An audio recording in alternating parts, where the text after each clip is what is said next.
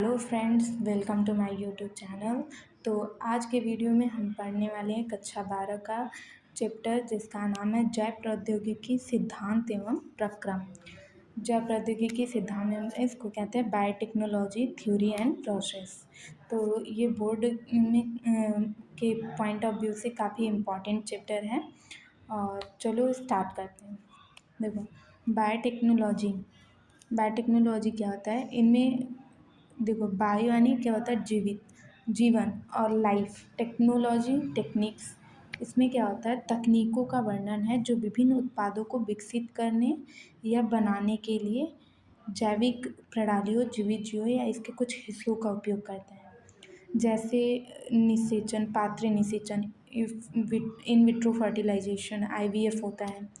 Gene का संश्लेषण एवं उपयोग, ये हो गया। बायोटेक्नोलॉजी शब्द किसने दिया था? कार्ल एरेकी 1917 में दिए थे। और बायोटेक्नोलॉजी के जनक कौन है? पालबर्ग 1971। और बायोटेक्नोलॉजी में क्या है, इन्हें जैव हथियार भी कहा जाता है। लाइक कोरोना वायरस जो था, बैसिलस एंथ्रासिस बैक्टीरिया स्पोर था, एंथ्रैक्स रोग जो फैलाता था, USA से आया था। और इसमें क्या है, बायोटेक का एक बायोटेक्नोलॉजी का EFB क्या है, संस्था है, संघ है। इसका फुल फॉर्म आ जाता है यूरोपियन फेडरेशन ऑफ बायोटेक्नोलॉजी। देखो, इसमें क्या होता है, परंपरागत विचार एवं आधुनिक जैव प्रौद्योगिकी दोनों का समावेश होता है। अब देखो, बायोटेक्निक दो प्रकार का होता है। एक तो मतलब पुराने टाइम में कैसे बायोटेक्निक किया जाता था, और अभी मॉडर्न मतलब आधुनिक समय में क्या। प्राचीन समय में क्या होता था कि किसी भी प्रकार से आनुवंशिक बदलाव लाने के लिए किसी भी जीव से मतलब लेते थे और दूसरे में ट्रांसफ़र कर देते थे। जिससे क्या होता था, कई रोग हो जाता था और काफ़ी मतलब उसके डिफेक्ट भी दिखते थे।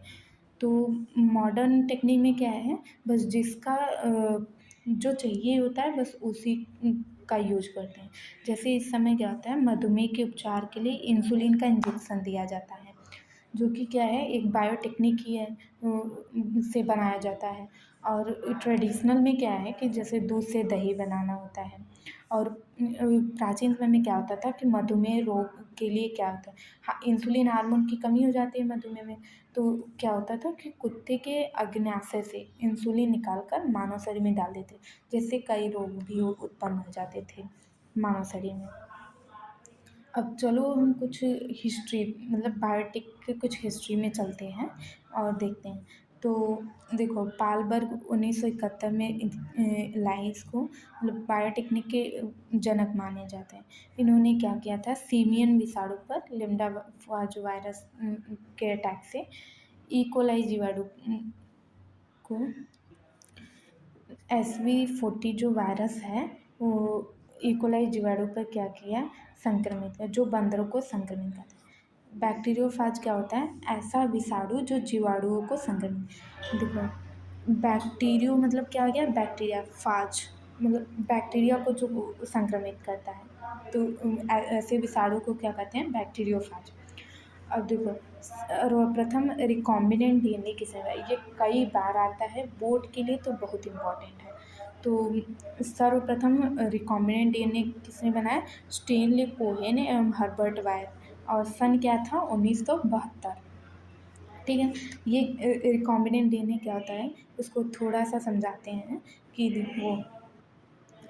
देखो क्या होता है कि रिकॉम्बिनेंट DNA बनाने के लिए DNA को कट करते हैं, और जो हमें मतलब हमारा जो हमें चाहिए होता है उसको कट करके उसमें से इसमें ले आके ऐड कर देते हैं। तो वो क्या बन जाता है, रिकॉम्बिनेंट DNA बन जाता है। रिकॉम्बिनेंट, इन्होंने जैव प्रतिरोधी जीन निकाला और साल्मोनेला टाइफिम्यूरियम जीवाणु दोनों को समान प्रतिबंध एंजाइम से काटा और रिकॉम्बिनेंट DNA जिसे इकोलाई में प्रवेश कराया। वेक्टर DNA को और जिसमें ऐड करते हैं, दोनों को सेम किससे काटते हैं, रेस्ट्रिक्शन एंजाइम से। एंटीबायोटिक्स क्या होते हैं, कुछ एंटीबायोटिक्स के बारे में पढ़ लेते हैं। जैसे ऐसे रसायन जो सूक्ष्म जीवों द्वारा उत्पन्न किए गए हैं सूक्ष्म जीवों को मारने के लिए। ठीक है। अब जीवाणु अनुसंधान के दौरान हुई विशिष्ट खोज, दो विशिष्ट खोज है, एक तो प्रतिबंधन एंडोन्यूक्लियस और दूसरा क्या था, प्लाज्मिड। प्लाज्मिड क्या है, एक्स्ट्रा क्रोमोसोमल डीएनए है जो कि बैक्टीरिया में मिलता है। इसकी प्रॉपर्टी क्या क्या है, द्विरेखीय होता है और सर्कुलर होता है, अपनी प्रतिकृति खुद बना लेता है, इसको मतलब किसी पर डिपेंडेंट नहीं है, और जनन के दौरान प्रत्येक संतति में भी जाता है। अब प्रतिबंधन एंडोन्यूक्लियस एंजाइम को देखते हैं। यह जीवाणु प्रतिरक्षा तंत्र का भाग है और इसकी खोज आर्बर एवं नथान ने 1963 में किया था। प्रतिबंधन एंजाइम दो प्रकार का होता है, एक तो एंडोन्यूक्लियस होता है और दूसरा क्या होता है, एक्सोन्यूक्लियस होता है। ठीक है, और इस खोज के दौरान क्या होता है कि एक रेस्ट्रिक्शन एंडोन्यूक्लियस का होता है और मिथाइलेटिंग एजेंट का होता है। रेस्ट्रिक्शन एंडोन्यूक्लियस क्या करता है, डीएनए को काटता है, और जो मिथाइलेटिंग इस एजेंट है वो क्या होता है कि मिथाइल समूह को जोड़ने का कार्य करता है। अपने गुणसूत्रीय डीएनए को मतलब रेस्ट्रिक्शन एंजाइम से बचाने के लिए वो मिथाइल एजेंट को जोड़ लेता है, जिससे रेस्ट्रिक्शन एंजाइम उसको काट ना सके। और कुछ जैव प्रौद्योगिकी उपकरण भी आते हैं। इसमें देखो एंजाइम्स आते हैं, संवाहक परपोषी जीव आता है। एंजाइम्स में क्या क्या है, ये काफ़ी इंपॉर्टेंट है कि मतलब कौन कौन सा एंजाइम की नीड होती है बायोटेक्निक में। तो पहली है lysing enzyme, nuclease, alkaline phosphatase, ligase, ligase जोड़ने का कार्य करता है, फॉस्फोराइलेज पॉलीमराइजेशन का वर्क करता है, पॉलीमरेज और रिवर्स ट्रांसक्रिप्टेज। ठीक है, देखो पहले तो अगर किसी भी कोशिका का आनुवंशिक पदार्थ हमें मतलब किसी में पहुंचाना, तो उसमें क्या होगा, सेल वॉल मिलेगा और वो क्या होता है, हार्ड होता है। तो इसके लिए पहले उसके सेल वॉल को ब्रेक करते हैं। सेल वॉल को ब्रेक करने के लिए लाइसिंग एंजाइम आता है। देखो बैक्टीरिया में पेप्टाइडोग्लाइकेन की वित्ती बनी होती है, तो उसके तोड़ने के लिए लाइसोजाइम। फंगस में क्या होता है, काइटिन का बना होता है, तो इसमें क्या होता है, लाइपेज व प्रोटीएज, काइटिनेज। और प्लांट सेल को कौन करता है, सेल्यूलेज ब्रेक करता है। और जंतु कोशिका में क्या होता है, फॉस्फोलिपिड प्रोटीन की बनी होती है, तो लाइपेज एवं प्रोटीएज ब्रेक करता है। ठीक है, आनुवंशिक पदार्थ डीएनए के साथ साथ कुछ आरएनए में हिस्टोन प्रोटीन भी आ जाते हैं। जब उसको ब्रेक करते हैं तो उसके बाद जब उसको टेस्ट ट्यूब में डालते हैं तो उसके साथ कुछ और पदार्थ भी आ जाते हैं, तो उसको क्या करते हैं हम प्रयोगशाला में अलग करते हैं। और फिर उसके बाद क्या होता है, चिल्ड इथेनॉल डालते हैं, ठंडा इथेनॉल डालते हैं, तो वो क्या होता है, गुच्छे जैसा बन जाता है। और फिर उसको क्या होता है, स्पूलिंग के द्वारा डीएनए छड़ में लपेट लेते हैं और निकालते हैं। तो देखो ये आता है कि स्पूलिंग में कौन सा एंजाइम यूज होता है, चिल्ड इथेनॉल, ठंडा इथेनॉल। न्यूक्लियस क्या करता है, न्यूक्लिक अम्ल को काटता है। देखो एक्जो न्यूक्लियस, इसमें एक्जो यानी बाहर की तरफ, तो डीएनए के बाहर सिरे से कट करता है। और एंडोन्यूक्लियस इनसाइड की तरफ, आंतरिक भाग को काटता है। और प्रतिबंधन एंडोन्यूक्लियस, रेस्ट्रिक्शन एंडोन्यूक्लियस तीन प्रकार का होता है, type first, type 2 and type third का होता है। ठीक है, और इसके बाद देखते हैं रेस्ट्रिक्शन एंडोन्यूक्लियस। ये डीएनए को विशिष्ट स्थल से काटता है, मतलब ये मतलब रिकॉग्निशन साइट को पहचान कर तब काटता है, जिसे क्या कहते हैं, पैलिंड्रोमिक सीक्वेंस। पैलिंड्रोम क्या होता है कि लेफ्ट टू राइट और राइट टू लेफ्ट दोनों क्या हो, पढ़ने में समान हो। जैसे हम पढ़ते नहीं, मलयालम मैडम, देखो जैसे हो गया मलयालम, मलयालम, तो ये क्या है, right to left and left to right, दोनों तरफ से क्या है, पढ़ने में सेम आ रहा है। तो इसी तरह इसमें क्या होता है, न्यूक्लियोटाइड का सीक्वेंस, इसमें क्या होता है, बेसिस का सीक्वेंस होता है। ठीक है, जो कि 5' to 3' और 3' to 5', ये इधर से रीड करेंगे और ये ऐसे रीड करेंगे, दोनों क्या आ रहा है, सेम आ रहा है। तो सबसे फेमस एग्जांपल जो है वो इको R1 का रिकॉग्निशन सीक्वेंस है, जो कि क्या है, GATTC और CTTAG, इधर से पढ़ेंगे तो सेम आएगा।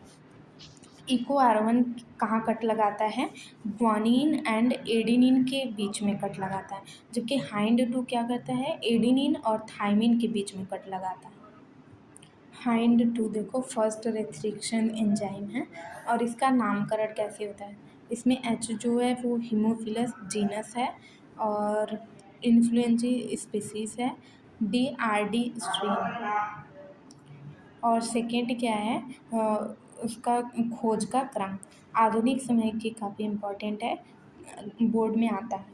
आधुनिक समय में 900 से अधिक खोजे जा चुके हैं रेस्ट्रिक्शन एंजाइम, लगभग कितने प्रभेदों से, 230 जीवाणु प्रभेदों से। एल्केलाइन फॉस्फेटेज, तीसरा एंजाइम क्या है हमारा, एल्केलाइन फॉस्फेटेज, जो कि क्या करता है, 5' सीरीज। अल्कलाइन फॉस्फेटेज ये क्या करता है, 5' सिरे से फॉस्फेट को हटा देता है ताकि डीएनए के चिपचिपे सिरे अपने से न जुड़ सकें। चौथा एंजाइम है हमारा लाइगेज, जो डीएनए के टुकड़ों को जोड़ता है। और फॉस्फोराइलेज क्या करता है, 5' सिरे पर फॉस्फेट समूह को जोड़ता है। देखो, एल्केलाइन फॉस्फेटेज क्या करता है, 5' सिरे से फॉस्फेट को हटा देता है, और फॉस्फोराइलेज क्या करता है, 5' सिरे पर फिर क्या करता है, फॉस्फेट को जोड़ देता है। पॉलीमरेज, पॉलीमरेज डीएनए की प्रतिकृति बनाता है। रिवर्स ट्रांसक्रिप्टेज डीएनए, आरएनए से डीएनए बनवाता है। देखो, ट्रांसक्रिप्शन किसे कहते हैं, डीएनए से एमआरएनए बनता है, रिवर्स ट्रांसक्रिप्शन में आरएनए से डीएनए बनेगा। इसके बाद हमारा आता है वेक्टर, संवाहक। ये बहुत बहुत बहुत इम्पॉर्टेंट है, मतलब आता है कि बोर्ड में आता है कि वेक्टर क्या होते हैं और इनके प्रमुख लक्षणों को लिखें और इसका संरचना बनाएं। तो चलिए हम देखते हैं संवाहक क्या होता है। ऐसे न्यूक्लिकम जो वांछित जीन को परपोषी कोशिका में ले जाते हैं, मतलब दूसरे कोशिका में ले जाने का कार्य करते हैं। संवाहक खुद ही से पता चल रहा है कि मतलब ले जाने का कार्य करते हैं, ठीक है। और इसका बेस्ट एग्जाम्पल है हमारा क्या, प्लाज्मिड, ठीक है। इसका बेस्ट एग्जाम्पल प्लाज्मिड है। और इसकी प्रॉपर्टी देखते हैं। इसमें क्या होता है, कम से कम एक ORI स्थल, ओरिजिन ऑफ रेप्लिकेशन होना चाहिए। और दूसरा क्या होना चाहिए, इसमें कम से कम एक ROP स्थल, रेप्लिकेशन ऑफ प्रोटीन होना चाहिए। क्या करता है कि ROP क्या करता है, एनर्जी, प्रोटीन देता है, एनर्जी देता है जिससे रेप्लिकेशन स्टार्ट हो सके। और थर्ड है, इसमें कम से कम एक सेलेक्टेबल मार्कर होना चाहिए, कम से कम एक क्लोनिंग स्थल होना चाहिए, यह आकार में छोटा होना चाहिए, ठीक है। ये तो मैंने बता दिया, ORI और ROP बता दिया। वर्ण योग्य चिन्हक क्या होते हैं, ऐसे चिन्हक जिनकी मदद से रूपांतरित कोशिकाओं को अरूपांतरित कोशिकाओं से भिन्न किया जाता है। सेलेक्टेबल मार्कर क्या होते हैं कि ये रिकॉम्बिनेंट डीएनए को नॉन रिकॉम्बिनेंट से डिफ्रेंशिएट करते हैं, ठीक है। पहचान स्थल या क्लोनिंग स्थल क्या है, पैलिंड्रोमिक क्रम जिनको रेस्ट्रिक्शन एंजाइम काटते हैं। आकार में छोटे होना चाहिए क्योंकि इस पर कार्य आसानी से किया जा सके। सबसे फेमस संवाहक हमारा क्या है, PBr322।